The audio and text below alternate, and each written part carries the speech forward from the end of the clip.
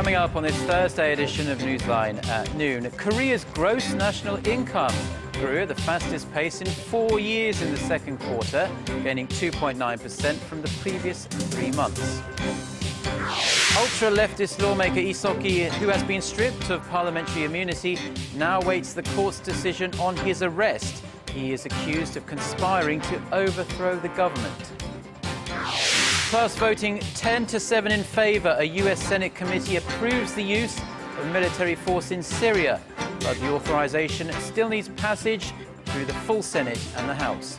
These stories and more on Newsline at Noon.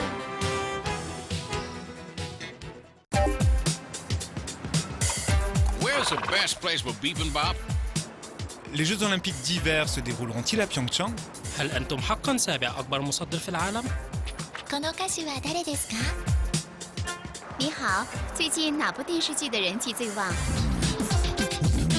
Korea is attracting interest from around the world. The more you know, the more you want to know. Dynamic Korea.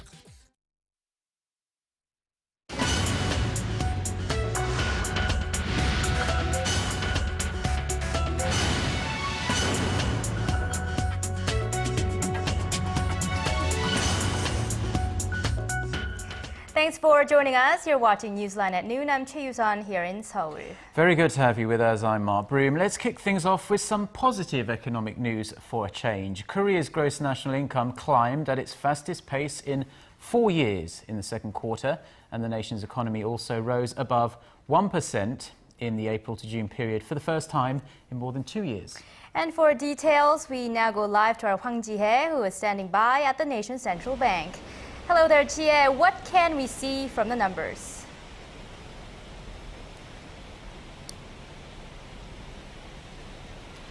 Well, Yusan, Korea's gross national income, which is a gauge of the population's purchasing power, rose 2.9% in the second quarter this year from a quarter earlier. This is, as Mark said, the fastest pace in 4 years, and the central bank says this is coming from the nation's improved trade conditions that were boosted by falling oil prices and price gains of major export products like semiconductors. The gain in Korea's gross national income has been quickening in the past 2 straight quarters. The nation's economy, meanwhile, grew 1.1% in the April to June period from the previous quarter, rising above 1% for the first time in 9 quarters. This is unchanged from the central bank's earlier estimate. While today's figures raise hopes for a sustained recovery, experts say the rise comes mostly from expanded fiscal spending in the cited period. It's no surprise then that the nation's private spending, one of the main growth engines, rose a mere 0.7% in the second quarter this year from the previous quarter. Earlier this year, the government put forth an extra budget of over $15 billion as a means to boost the nation's economy. Guys? Well, thank you very much, Ji-hye, for your report, and hopefully the economy will continue to pick up steam over the winter. That was our economics correspondent Hwang Ji-hye reporting from the Bank of Korea in central Seoul. Now to the latest on the political scandal that's rocking the nation. For the first time in Korean history, an incumbent lawmaker is facing arrest on sedition charges. Leftist lawmaker Lee Seok-ki of the Unified Progressive Party is now attending a warrant examination where the court will decide whether an arrest warrant will be issued. Our Yurian reports. Lee Seok-ki has been at the Suwon District Court for his warrant examination since Thursday morning, where the court will decide whether to approve a warrant for his arrest. The National Assembly passed an arrest motion for Lee on Wednesday afternoon, stripping him of his parliamentary immunity from arrest. Lee was in detention at a police station in Suwon prior to the warrant examination. If the court approves the warrant, Lee will be arrested. The lawmaker is facing 3 main charges by the National Intelligence Service. They are conspiring to stage a revolt with 2 or more people, plotting to disrupt South Korean systems, including communication lines and railways, and creating an organization benefiting North Korea, called the Revolutionary Organization, or RO.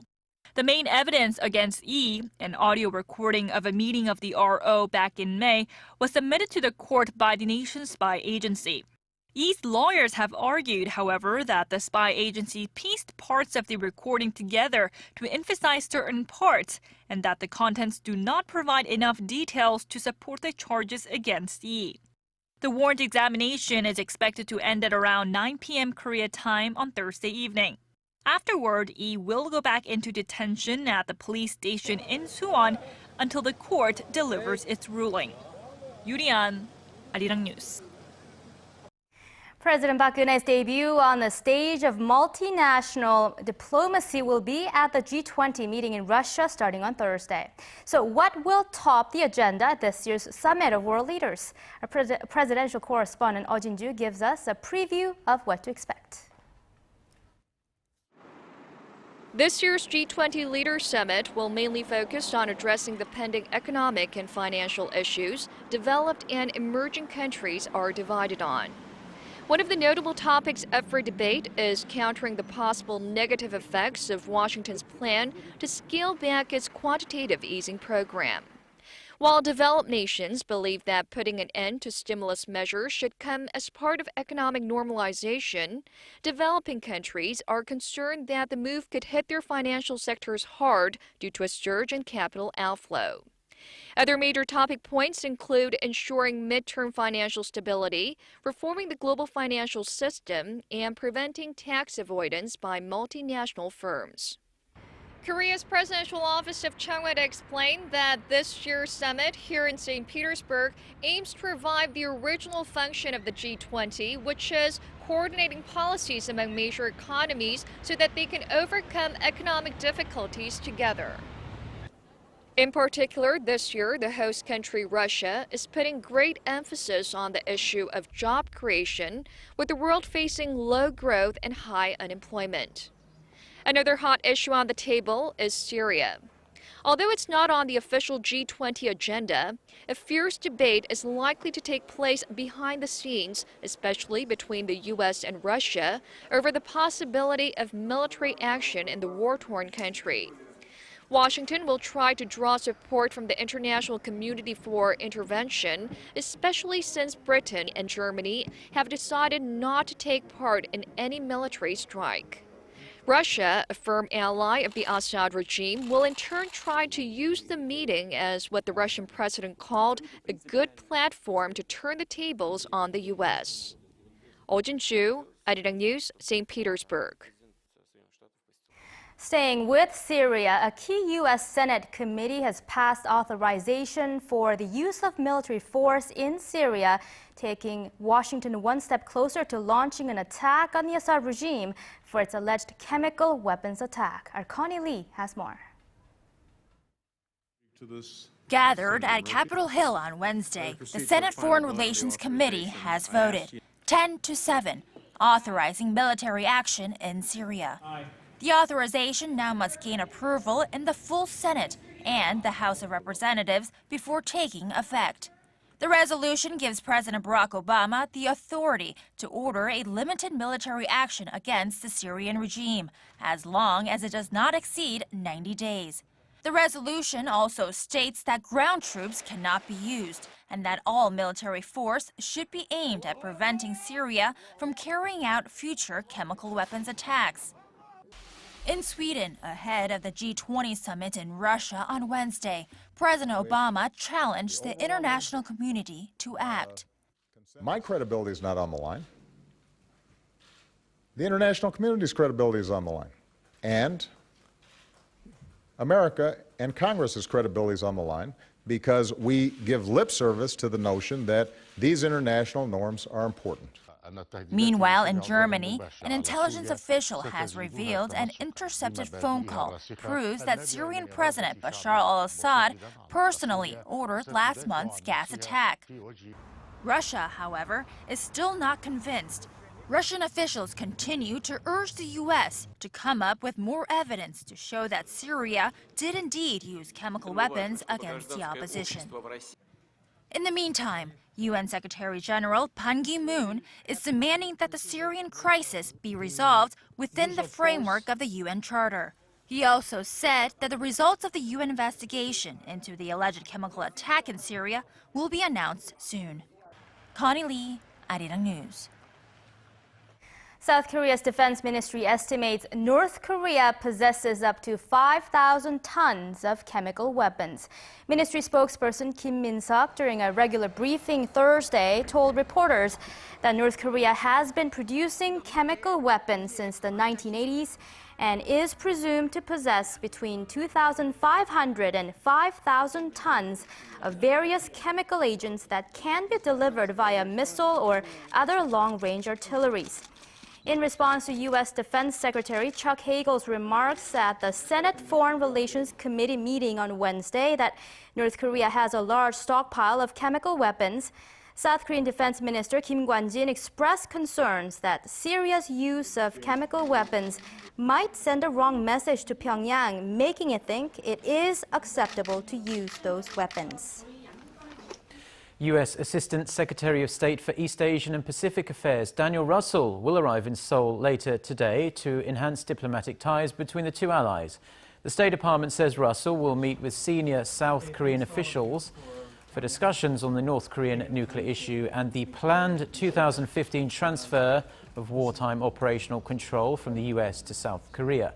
This is Russell's first visit to South Korea since his appointment in July. As part of his Asia tour, Russell is also scheduled to visit Japan, Brunei, Indonesia and China before returning to Washington. Officials from the two Koreas are locked in talks at the Kaesong Industrial Complex this afternoon as they look to smooth out issues related to customs, communications and personnel safety at the Inter-Korean Factory Park once operations there resume. Military officials are discussing the reconnection of a hotline that links workers at Kaesong to the South Korean military. The hotline can be used by South Korean personnel in case of an emergency. North Korea severed the hotline in March amid high tensions between the two Koreas. Meanwhile, a second joint committee meeting between officials from South and North Korea will take place next Tuesday to discuss the timeline for reopening the complex. Now, not many people associate North Korea with alpine sports, but the leadership in Pyongyang has decided to branch out and build the nation's first large-scale ski resort. Pyongyang wants to wrap up construction by next month, and the urgency to get everything ready has some pundits wondering whether the communist state will make a fanciful bid to co-host the 2018 Pyeongchang Winter Olympics. Our Han Da-an has more. On a highway about 2.5 hours away from North Korea's capital, Pyongyang, a road sign catches everyone's eye. The signpost indicates a ski resort is nearby, and there aren't that many of them in a country where most people can barely afford to feed themselves. The regime recently unveiled the construction site of its first large-scale ski resort on Masik Hill, located in southwestern part of the country, to Japanese media. A tourist hotel can also be seen on the hill, waiting for some finishing touches. Masik Hill in Gangwon Province has an altitude of 770 meters and is blanketed with heavy snow during winter. The country's leader, Kim Jong-un, has shown great interest in turning the hill into a world-class ski resort, reportedly visiting the site twice in just 3 months. Kim is known to have personally ordered some 10,000 workers to build the resort, aiming to complete construction by October 10th. There is a major hurdle to overcome, however, as the Swiss government recently banned a local ski firm from providing North Korea with ski lifts, saying it goes against the country's law prohibiting luxury exports to the north. Yes, there are several obstacles. But the ski resort will not close down just because of sanctions. We are used to surviving under sanctions. Japan's broadcaster TBS, citing sources in Pyongyang, reports that North Korea seems to be eyeing up the chance to co-host the 2018 Pyeongchang Winter Games with South Korea by completing the construction as soon as possible. Han Da-an, Arirang News.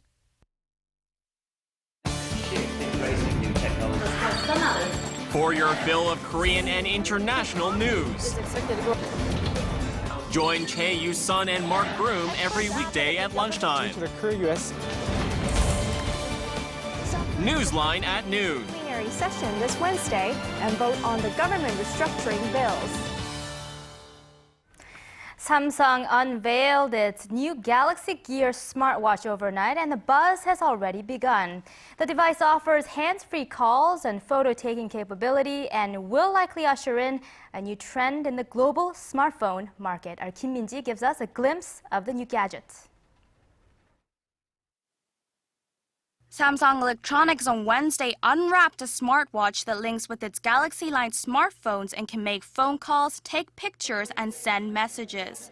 The tech giant's long-awaited launch, coming ahead of the IFA Tech Convention in Berlin, underlines its attempt to set a new trend in the global mobile device industry. The Galaxy Gear, featuring a 1.6-inch OLED screen, a 1.9-megapixel camera, and built-in speaker, does not require users to reach into their pockets to check their mobile phones. I believe it will become a new fashion icon around the world. However, the smartwatch, which will be available starting September 25th in nearly 150 countries, currently only works with the Galaxy Tab 10.1 and Galaxy Note 3, both of which were unveiled on the same day. The Galaxy Note has a larger screen and it is lighter than the previous model and boasts an upgraded S Pen. The release of the devices comes about a week before Samsung's main rival Apple is due to unveil its latest product. Apple, which gave up its #1 ranking in the mobile market last year, is also set to be developing a smartwatch. With both tech behemoths and other minor companies developing their own smartwatches, the ensuing competition will likely spur a race for innovation in the global smartphone industry. Kim Min-ji, Arirang News. More positive economic signs out of the U.S. Automakers have reported surprisingly strong August sales, fueling expectations of a tapering of the Federal Reserve's massive monetary stimulus program. The central bank says strong demand for cars has helped the U.S. economy grow modestly to moderately in recent weeks. Auto sales rose 17% in August to a seasonally adjusted rate of about 16 million units a year, the fastest monthly growth rate since October of 2007. In the latest sign that economic activity is picking up, the Fed's Beige Book report released on Wednesday showed its 12 districts having mostly positive economic conditions with higher consumer spending from early July through late August. The report comes just 2 weeks before the Fed's policy meeting. And over in Japan, officials there have confirmed the origin of hundreds of tons of contaminated water at the crippled Fukushima Daiichi nuclear power plant. Japanese media reported Thursday that about 400 tons of contaminated water are being produced every day as underground water flows into the reactors at the nuclear plant. Plant operator TEPCO verified the spot where groundwater flows into the basements of wrecked reactor buildings and released photos of the spot on Wednesday. TEPCO said it will seek to stop the flow of groundwater by creating an underground dam at the crippled nuclear facility. The president of Germany visited a village in France on Wednesday in a symbolic gesture to seek forgiveness for his country's wartime atrocities. The move stands in stark contrast with the actions of Korea's neighbour Japan, whose leaders have yet to acknowledge their wartime wrongdoings. Our Song Jung-in reports. German President Joachim Gauck has become the first senior diplomat from his country to visit the village of Oradour-sur-Glane in west-central France, where more than 600 people were killed by Nazi troops during World War II. The ruins in the village are preserved as a lasting symbol of the wartime atrocities committed there after former French President Charles de Gaulle ordered the village not to be rebuilt in order to show the evils of the Nazi occupation. Current French President François Hollande joined Gauck, who laid a wreath on the monument to the victims and asked for forgiveness for his country's wrongdoing during wartime. Germany committed brutalities in this village. That's why it is hard for us to visit the site. The German president attended a memorial service for fallen soldiers and offered an apology to the bereaved families. President Hollande said the visit is a peaceful gesture towards the friendship between the two countries and praised Gauck's decision to go to the site. Galco's visit represents a symbol of a Franco-German reconciliation. Germany has made several efforts to redress its wartime past. In 1970, West German Chancellor Willy Brandt traveled to Poland and dropped to his knees before a monument commemorating victims of wartime atrocities in an act of repentance. In a similar move, German Chancellor Angela Merkel visited Israel in 2011 and has made several visits to Poland. Since she took office in 2005, several war criminals have been prosecuted for their crimes, including a 91-year-old man who was sentenced to 5 years in prison for his part in the killing of Jews at a Nazi extermination camp. 손정인, Arirang News. Ariel Castro, who was sentenced to life in prison for the kidnap, rape and torture of 3 Cleveland women, has hung himself with a bedsheet in his prison cell. Prison officials say the 53-year-old, who was under protective custody in isolation from other inmates, died in hospital late on Tuesday local time after medical staff at the prison failed to resuscitate him. A local coroner later confirmed Castro had killed himself by hanging. The former bus driver abducted Amanda Berry, Gina DeJesus and Michelle Knight between 2002 and 2004 and kept them captive in appalling conditions in his basement for 10 years. Now, on a much lighter note, Arirang TV has signed a memorandum of understanding with Azerbaijan's Khazar TV, with hopes to foster a mutual exchange of programs to bring the latest from Korea to Azerbaijan and a flavor of the Caspian nation to Korea. The CEOs from the 2 stations met in Baku on Wednesday local time and agreed to 5 years of exchange of diverse contents in various forms. Khazar TV is one of the most watched channels in Azerbaijan. Meanwhile, Arirang TV CEO Son Jie also met with Azerbaijan's Minister of Culture and Tourism on Wednesday to discuss ways to widen cultural exchanges through tourism and media cooperation. Something very important.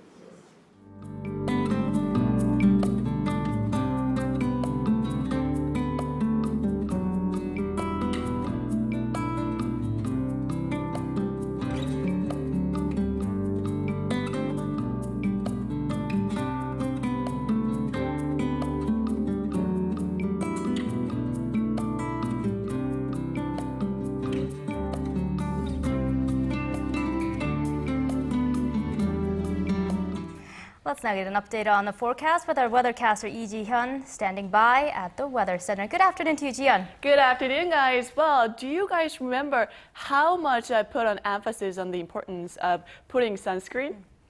Yes, well, I do, but unfortunately, I don't take your advice that often because I got sunburnt last weekend. But yes, I wish I'd taken your advice, Jian. Well, I found a new study that's been said that being in the sun for 10 to 15 minutes without sunscreen is one of the best ways to get vitamin D, which promotes absorption of calcium and bone health. Well, it's great that we can get a shot of vitamin D under the sunshine, great sunshine that we've been getting lately. Yeah, that's great. And today might not be the best way to get our vitamin D from the sun if you're in the central provinces because it's cloudy right now and it's likely to remain cloudy for this afternoon. And as we can see, there are high and low clouds passing through the most of the regions, and more clouds are on the way for the central regions, and that's blocking out our sunshine, dropping our daytime highs a couple of degrees lower than yesterday. Meanwhile, southern provinces will have more of sun towards the mid-afternoon, and temperature will be similar to yesterday's. Now, Typhoon Tourage died off yesterday off of the southern part of Kagoshima in Japan, so the Korea won't be affected by it, and that means we have 0% of rain on Friday. Meanwhile, the outlook for this weekend is looking good. We'll have a fair amount of sunshine with daytime highs hovering in the mid to upper 20s, so go ahead and make plans to be outdoors this weekend. With that, it's time to take a look at today's readings. Now, the daytime highs for the capital are 3 degrees lower than yesterday, and it's cloudy, so it's quite breezy right now. The daytime highs for Seoul will rise to 25 degrees Celsius, that's 77 degrees in Fahrenheit, and the afternoon highs in Daegu, Gwangju, and Busan will all get up to 27. Now, let's see how other regions are looking. It looks like Jeju, Daejeon will get up to the mid-20s, and Dokdo, Mount Kumgang will get into the low 20s. Now that's all for Korea, and here's the global forecast for viewers around the world.